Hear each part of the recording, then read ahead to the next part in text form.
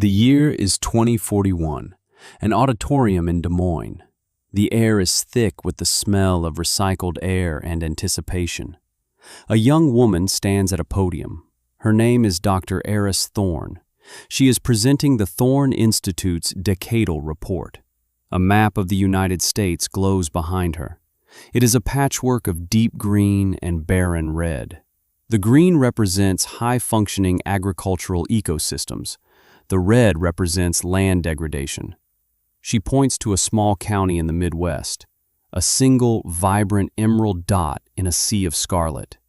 This, she says, her voice clear, is the Vance Agricultural Preserve. 20 years ago, this entire township was red-flagged. Projected ecological collapse within a generation. She clicks a button. A new slide appears. Numbers. Soil organic matter, water retention rates, biodiversity metrics, carbon sequestration tonnage. The numbers are impossible. They defy every established model. In the front row, an old man adjusts his glasses. His name is Ben Carter. He was once the director of land acquisition for Helios Renewables. He leans forward. He squints at the screen. He recognizes the name of the township. He remembers it clearly. He remembers the holdout, the one woman who said no. The presenter continues. This turnaround was not the result of a government program. It was not a corporate initiative. It was the work of one family, on one farm, a farm that refused to sign a lease. Ben Carter stops breathing for a second. He feels a cold weight settle in his chest. He remembers her face. He remembers her kitchen table. He remembers the kindness in his own voice, the certainty. He remembers telling her she was making a mistake, a terrible, sentimental mistake. He was wrong. He had been wrong for 30 years, and the proof was on that screen. An emerald green dot. A testament to a truth he had refused to see.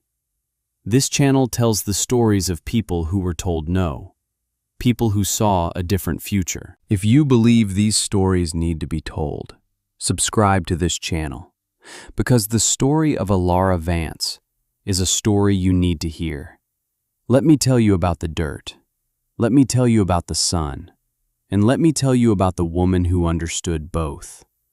It began in 2011, not with a fight, but with a death. Elias Vance died on a Tuesday in May. The corn was just coming up. He had a heart attack walking the north field. He fell back into the soil he had spent 70 years building. He left behind a daughter, Alara, and a farm. 480 acres of the best soil in the county, and $112,000 of debt. The debt was from the new combine, an AGCO Gleaner S77, a machine designed for a two-person operation, for a father and a daughter. Now there was just the daughter. Alara was 34 years old. She had her father's hands. She had her mother's quiet resolve. She knew the land. She knew every dip and swell, every patch of clay, every sandy ridge. She had walked it since she was a child. Her father's voice was a constant echo. The sun is for growing things, Alara. Remember that. The sun is for growing things. She buried her father on a Friday. On Monday, she was on the tractor. She finished the planting. She managed the spraying. She did the work of two people. She was tired, bone tired, but the farm was her home. It was her father's legacy. It was all she had. That first year was hard. The harvest was good, but the prices were low. She made the payment on the combine, barely. She paid the property taxes, barely. She lived on savings and grit. The neighbors watched. They were good people. They offered help, but they whispered at the co-op. She can't keep it up. A woman alone. On a farm that size. It's too much. She heard the whispers. She ignored them. She worked, from sunup to sundown. She repaired her own equipment. She studied her father's old journals. He had been experimenting. Cover crops, no-till, things the other farmers called hobbies. He believed the soil was a living thing, not a chemical medium. He believed debt was a cage, and the only way out was to need less. Ilara started to understand. She started to see the farm not as a machine, but as an organism, a system, a living, breathing thing. The second year was a little better. The third year, she broke even. She was holding on, just holding on. Then, in the spring of 2014, the men in the clean trucks arrived. They were from a company called Helios Renewables. They brought contracts, and they brought promises. They went door to door, farm to farm. They spoke of guaranteed income, of passive revenue, of securing the future. They offered leases, 30-year leases, for thousands of acres of solar panels. The offer was simple. They would pay $2,000 per acre per year, guaranteed, for 30 years. For farmers facing thin margins and volatile markets, it sounded like salvation. It sounded like a winning lottery ticket. One by one, her neighbors signed. The Millers to the east, the Jensens to the west, the entire Township committee. They celebrated at the local diner. They talked about new trucks, college funds, retirement. They talked about freedom from the tyranny of weather and markets. Ilara watched them. She felt a growing unease. Something felt wrong. Then the clean truck pulled into her lane. A young man got out. His name was Ben Carter. He had a kind smile and a firm handshake. He sat at her kitchen table, the same table where she did her books, the same table where her father planned his planting seasons. Ben laid out his brochures, glossy photos of gleaming solar arrays, happy families standing in front of them. He spoke with a calm, practiced sincerity. He had a degree in environmental science. He believed in what he was doing. He was helping farmers. He was saving the planet. He showed her the math. 480 acres at $2,000 an acre. That was $960,000 a year. Guaranteed. No debt, no risk, no 18-hour days on a tractor. He said, "Ilara, I've looked at the county records. I know what you're up against. I know about the loan on that combine. This isn't just an offer. This is a lifeline." His voice was gentle, concerned. He wasn't selling. He was helping. He was protecting her from a future of struggle. She listened quietly. She looked at the photos. She looked at the numbers. They made sense. Perfect, logical sense. But she could hear her father's voice. The sun is for growing things. She looked out the window. At the fields her family had worked for a century. The soil was dark and rich, alive. She turned back to Ben. "Thank you for the offer, Ben, but I'm not interested."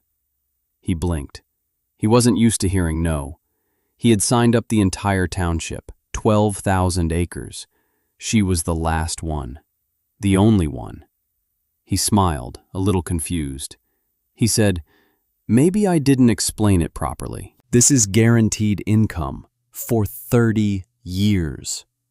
You wouldn't have to lift a finger." She nodded. "I understand. My answer is no."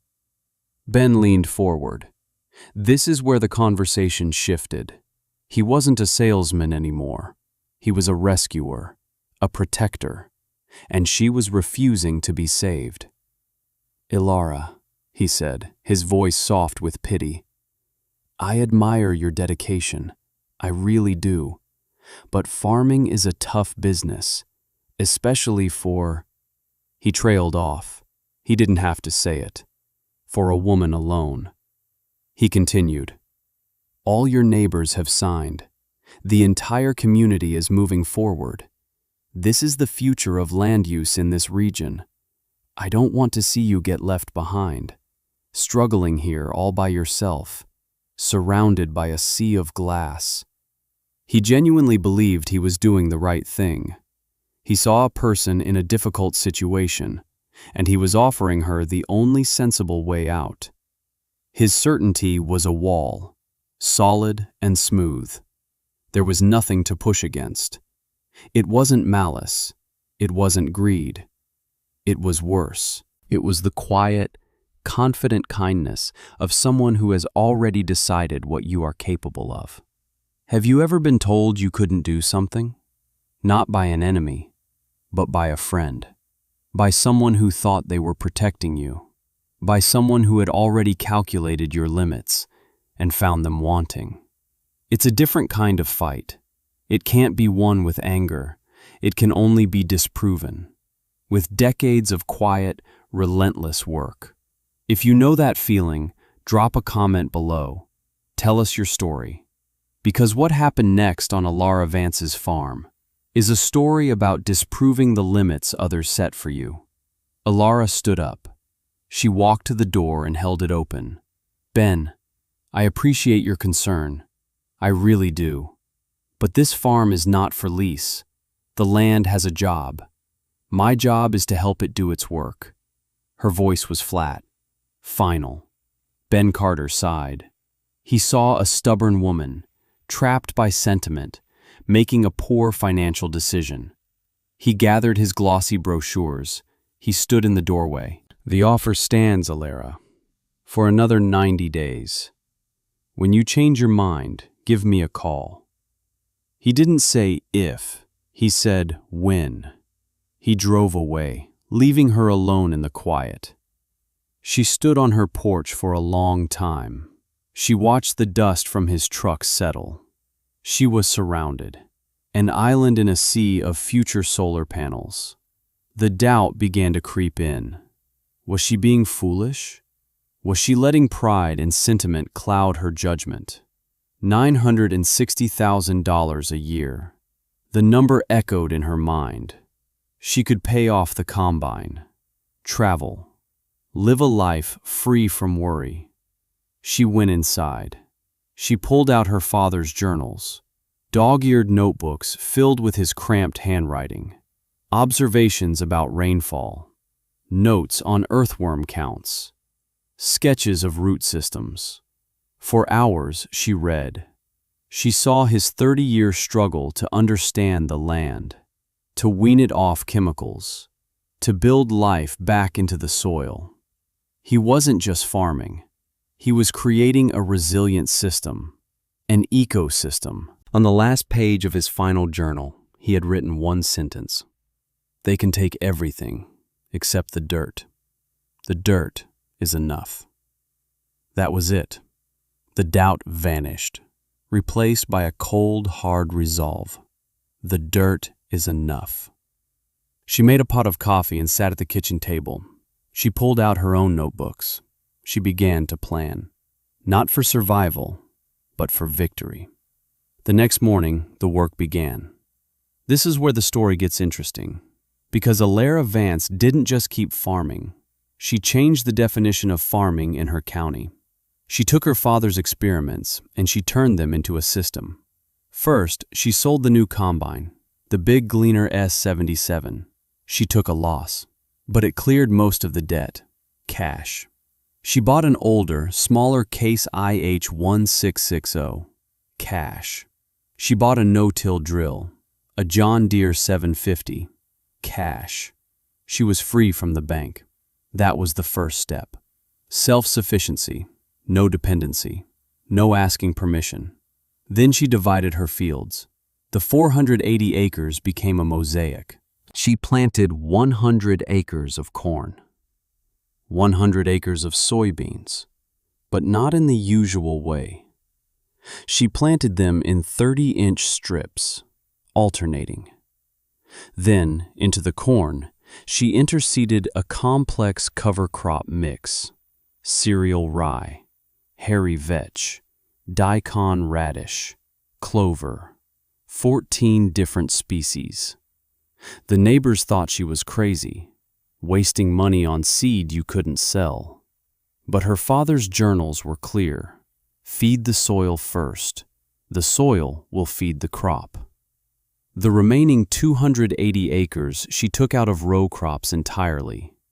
She seeded them with permanent pasture, a mix of native grasses and legumes. Then she did something no one in the county had done for 50 years. She bought cattle. 50 red Angus heifers, cash. She bought a mobile fencing system, cash. She started a rotational grazing system, moving the cattle every single day, mimicking the ancient patterns of bison on the prairie. The cattle weren't just for beef, they were a tool. They were soil builders. Their hooves stimulated grass growth. Their manure was a natural fertilizer. Their grazing terminated the cover crops without chemicals. The community watched. The first year of the solar installation was a boom time for her neighbors. The lease checks arrived like clockwork. They bought new trucks, new boats. They took vacations. They drove past Alara's farm and shook their heads. Poor Alara, working so hard. For what? A few cows and some weedy-looking corn. Ben Carter called her once, just before the 90-day offer expired. Last chance, Alara. We're about to break ground. No thank you, Ben. He sighed. All right, good luck. You're going to need it. The construction began. For months, the township was a construction zone. Trucks, bulldozers, pile drivers. The noise was constant. They scraped the topsoil away to level the ground. They drove steel posts deep into the earth. They compacted the soil until it was as hard as concrete. Then they installed the panels, row after row, a silent blue-black ocean. Alara kept working. Her first year with the new system was difficult. The yields were lower than her neighbors had been, but her input costs were almost zero. No synthetic fertilizer, no herbicides on the pasture, minimal pesticide use. She netted more per acre than she ever had before.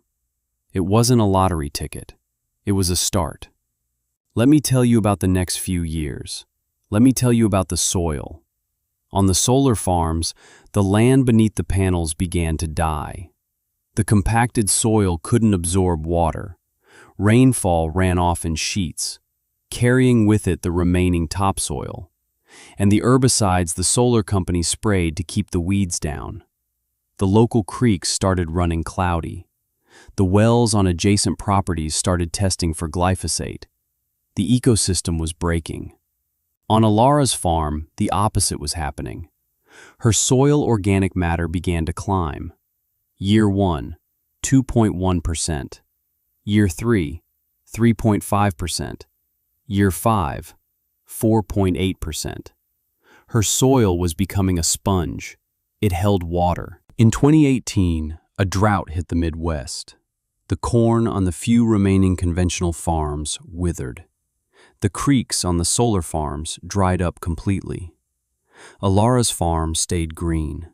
Her deep-rooted pasture grasses found moisture deep in the soil profile. Her corn, nourished by the cover crops and manure, weathered the drought. She didn't have a record yield, but she had a yield. That year, she was the only farmer in the county to turn a profit. People started to notice. Not just the neighbors. Researchers from the state university came out. They took soil samples. They were astonished. They wrote papers about the Vance farm. They called it a model of climate-resilient agriculture. Alara didn't pay attention to the articles. She was too busy working. She had built a direct market for her beef. Selling shares to customers in the city, she got a premium price, cash. She started a small pastured poultry operation. Chickens followed the cows, sanitizing the pasture, adding more fertility, selling the eggs for $5 a dozen, cash. Her farm was no longer a monoculture. It was a symphony of interconnected enterprises, a living system, profitable, resilient, and it was all built on the foundation her father had laid. The dirt was enough. The expansion was slow, and it was deliberate. Year 7, 2021. The Miller farm to the east went up for sale. The kids didn't want it. They had their parents' solar lease money. They lived in the city. The solar company had an option to expand, but the economics had changed. The panel technology was already becoming obsolete. The cost of upgrading was too high. They passed on the option. Ilara bought the 320 acres. Cash. She didn't tear down the panels. The contract had to be honored for another 23 years. But she bought the land underneath them. She was playing the long game. Year 10, 2024. The Jensen farm to the west. Mr. Jensen had passed away. His wife moved to Florida. The solar lease was her retirement, but the land itself was a liability. Property taxes were going up. The company was responsible for the panels, but the landowner was responsible for the land. Ilara bought the 640 acres. Cash. She now owned 1,440 acres. 480 acres of vibrant living ecosystem, and 960 acres of land covered in aging solar panels. Waiting. The witness who watches from a distance is its own form of justice. Ben Carter had been promoted. He was a regional director now. He lived in Chicago, but he still saw the reports. He saw the articles about the Vance farm. He saw the land acquisition records. He felt a knot in his stomach every time he saw her name. He remembered his own certainty, his own gentle pity. He had offered her a lifeline, and she had refused it and built an ark instead. He told himself he had done the right thing. The solar project had brought millions of dollars into a struggling community. It had produced clean energy. But he couldn't shake the image of her farm. That green island. He drove out there once, unannounced. He parked on the road and just looked. On one side, his project. Silent, sterile. Weeds growing around the bases of the steel posts. A few panels were cracked. On the other side, her farm. Cattle grazing. Birds circling overhead. The deep green of healthy pasture. The air itself felt different, alive. He felt something he couldn't quite name. It was a mixture of awe and shame. He got back in his car and drove away. But that's not the end of the story, because this is where it becomes bigger than one farm, bigger than one woman. By 2030, the problems with the solar installation were undeniable. The company that installed it, Helios, had been sold twice. The new parent company was an investment firm. They were experts at cutting costs. Maintenance crews were laid off. The panels were not cleaned regularly. Efficiency dropped. The company started missing lease payments. They cited obscure clauses in the 30-year-old contracts. Force majeure. Acts of God. Changes in market conditions. The farmers who had celebrated their guaranteed income were now hiring lawyers. They were trapped. They couldn't farm the land. They couldn't break the lease. And the checks were shrinking or disappearing altogether. Their winning lottery ticket had become a cage. Ilara, meanwhile, was thriving. She had hired a young couple to manage the cattle operation. She was mentoring 3 other young farmers in the county, teaching them her methods. She established a local food co-op, connecting farmers directly with consumers. She was rebuilding the local food system that industrial agriculture had destroyed. She was becoming an anchor, a center of gravity for a new kind of agriculture. And then came the reckoning. In 2038, the solar company declared bankruptcy. The parent firm liquidated its assets and walked away. They left behind 12,000 acres of aging, broken solar panels and a community in shock. The contracts were void. The cleanup costs were estimated at $10,000 an acre. a cost the landowners were now responsible for. The land was worthless. Worse than worthless. It was a toxic liability. The salvation they had been promised had become a curse. A town hall meeting was called. The room was packed. Farmers who had once been friends were now shouting at each other. There was anger, fear, despair. The township committee was helpless. The state regulators offered no solutions. The room was thick with hopelessness. Then, Alara Vance stood up. She hadn't spoken all night, just listened. The room went quiet. Everyone looked at her. The woman who had said no, the woman who had been right. She didn't gloat. She didn't say, "I told you so." Her voice was quiet, but everyone heard her. She said, "The problem is the soil. We have to heal the soil, and that's work we can do." She laid out a plan, a 30-year plan. She proposed the creation of a land trust, a community-owned entity. Farmers could deed their degraded land to the trust in exchange for a share of future profits. The trust would manage the cleanup and the restoration. She had already secured a grant and a low-interest loan from a sustainable investment fund. She had the numbers, the timelines, the methods. She explained how they would use livestock and complex cover crops to slowly, patiently bring the dead soil back to life. It would take a generation, but it was possible. She said, "My father taught me that the dirt is enough. We forgot that. It's time to remember." When she finished, there was a long silence. Then one of her old neighbors, a man who had laughed at her weedy corn, stood up. He said, "Alara, we were wrong. Will you help us?" She just nodded. "Yes, of course I will." And that's how the Vance Agricultural Preserve was born. It wasn't a government park. It was a community of farmers working together to heal the land they had almost lost. Which brings us back to that auditorium in Des Moines in 2041. Ben Carter is sitting in the front row, listening to a story he was part of, but never understood. After the presentation, he goes to find the speaker, Dr. Eris Thorne. He finds her surrounded by admirers. He waits. When the crowd thins, he approaches her. He says, "That was a remarkable presentation. I knew Alara Vance a long time ago." Dr. Thorne smiles. "She was my grandmother."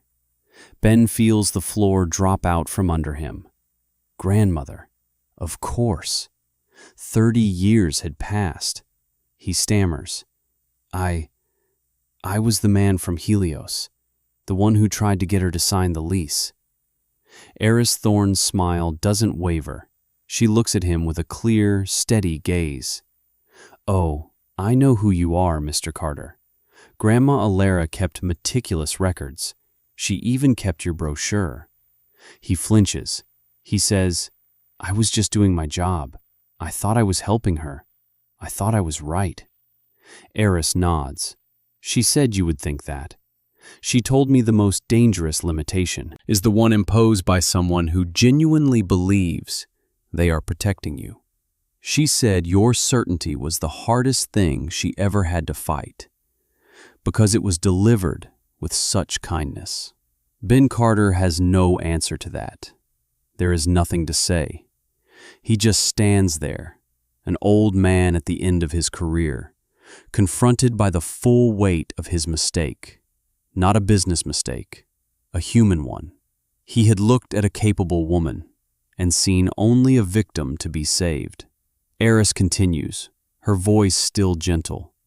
"She never hated you, Mr. Carter. She used to say you were the catalyst. You were the reason she had to become what she became. Your refusal to see her forced her to see herself more clearly than ever before." In a way, she was grateful. The words don't absolve him. They devastate him. Quietly, completely. He just nods. turns, and walks away, leaving the future in the hands of Alara Vance's granddaughter. Today, if you visit that township, you can see the legacy. The Vance farm is the heart of the preserve, a thriving, diverse ecosystem. Surrounding it, the old solar farms are slowly healing. Crews are removing the last of the panels. Herds of cattle and sheep graze on the recovering land. Young farmers are managing the restoration, graduates of a program Alara started. The soil is coming back to life. The emerald green dot is getting bigger every year. In the old Vance farmhouse, on the mantelpiece above the fireplace, sits a simple tool, an old hand-cranked soil auger. Its wooden handle is smooth from decades of use. Its steel tip is still sharp. It belonged to Alara's father. She used it all her life, to test the soil, to stay connected to the truth of the land. Her granddaughter Eris uses it now. Sometimes she'll take it down from the mantle. She'll hold it in her hands, and she'll remember the woman who was told no, the woman who was offered an easy way out and chose the hard way, the right way. The story of Alara Vance is a story about soil and the sun, but it's also a story about us. It's a story about the limits other people place on us and the limits we place on ourselves. Right now, somewhere in the world, someone is sitting at a kitchen table, and a kind, well-meaning person is telling them what they can't do. They are being offered a sensible, logical, safe path. That requires them to give up on what they know to be true. What do? Do they take the deal? Or do they trust the dirt beneath their feet? This is the choice we all face, in ways big and small, every single day. The story of Alara Vance proves that the hardest path, the loneliest path, can sometimes lead to a place of unimaginable abundance. It proves that one person, guided by a deep truth, can heal a broken world, 1 acre at a time. If this story meant something to you, share it with someone who needs to hear it. Someone who is facing their own kind antagonist. Someone who needs to be reminded that the dirt is enough. Thank you for listening, and don't forget to subscribe. There are more stories that need to be told.